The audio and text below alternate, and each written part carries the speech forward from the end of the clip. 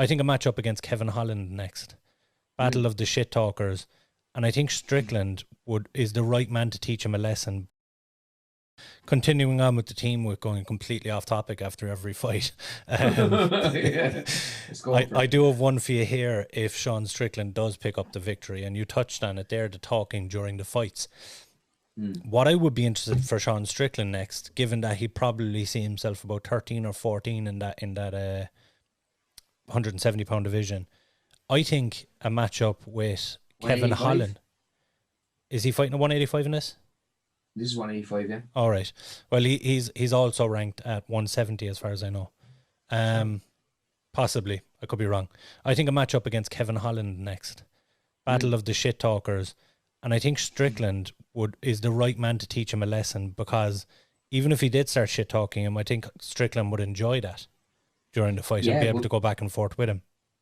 That's a fantastic fight. Yeah. That's a fight that okay, again, hypothetically, and it looks like we're completely overlooking poor Christoph Jocko, yeah.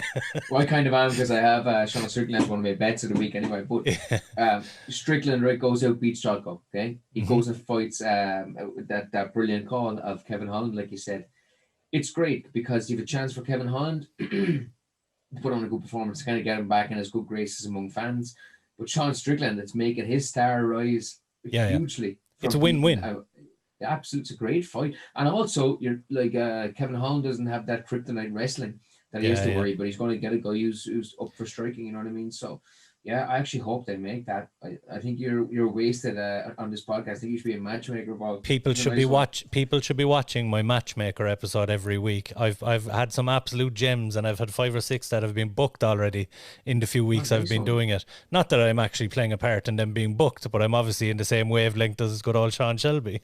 Send your CV in the Bellator, Paul. Yeah. Will do. Get me matched up with Sergio ASAP.